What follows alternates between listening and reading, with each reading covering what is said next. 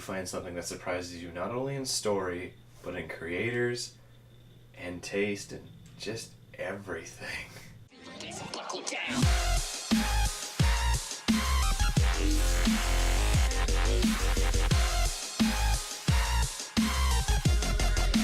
So I saw a film called Predestination. Now, I was kind of hesitant about seeing this film because it was made by the Spierig brothers. And the Spierig brothers made a film a few years ago called Daybreakers. This was released back in 2009. It was a really interesting sort of dystopian future film about vampires taking over.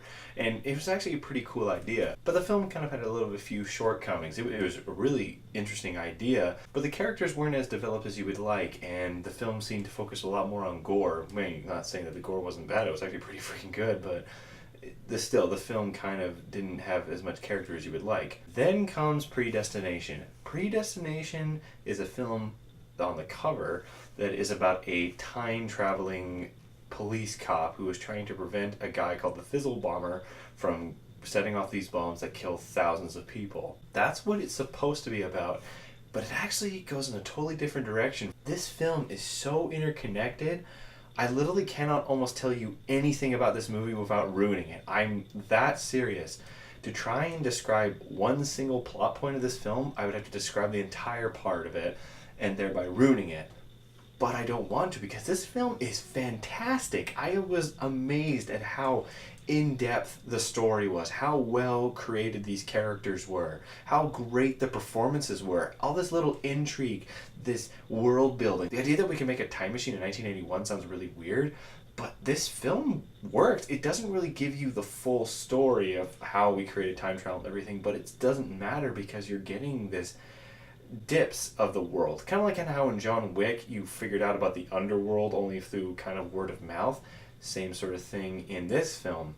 But all the devices are really interesting. The use of old revolvers, the fact that this violin case is a time machine. It's really cool. That's the thing I will say about this movie. It's really, really cool. But at the same time, it is a really fascinating story. I do admit, at the beginning of the movie, you're going to kind of be like, where is this film going? I thought I was watching a movie about time travel. But you'll notice about halfway in, you'll start to realize why you were told that. And as the film progresses, then you start to go, holy crap. That's what that meant. I love movies like that have these little pieces that come together, and it's up to you actually to put them together yourself almost. Sure, the end of the movie kind of gives a definite answer, but there's still some little holes here and there, but I actually liked figuring out these things for myself.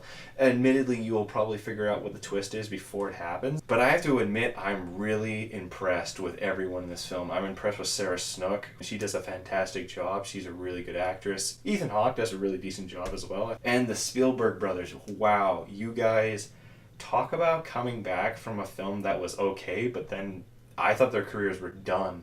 And then they do this movie. These guys know how to make a movie. Sure, it takes them some time, but they pulled it off. I'm very impressed with them. For negatives about this movie, there are some things that you will have seen before from other time travel movies, but again, it's kind of like with Ex Machina. You've seen this story a million times. You can only spin time travel so many ways. Also, there is technically a paradox, but the film kind of addresses the fact that it is a paradox, but it may bug some people. Kind of like how Looper bugs some people, but I didn't care. I still love that movie. Sure, the whole ending is a paradox, but I still love it. And you won't really care with Predestination either. You will really enjoy it. The only big thing that I will say is that its ending is a twist in itself that you'll be like, oh, it's kind of like how in Usual Suspects, when you watch the end of the film, you're like, okay.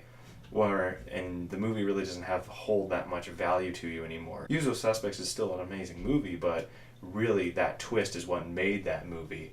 When you watch this movie, same sort of thing will happen. So anyway, my final rating for Predestination is a 6 out of 7. I suggest you guys go and see this film.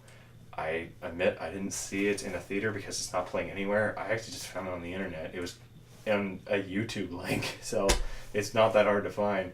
Anyway, guys, thanks for watching, and I hope to see you guys soon. Buckle down.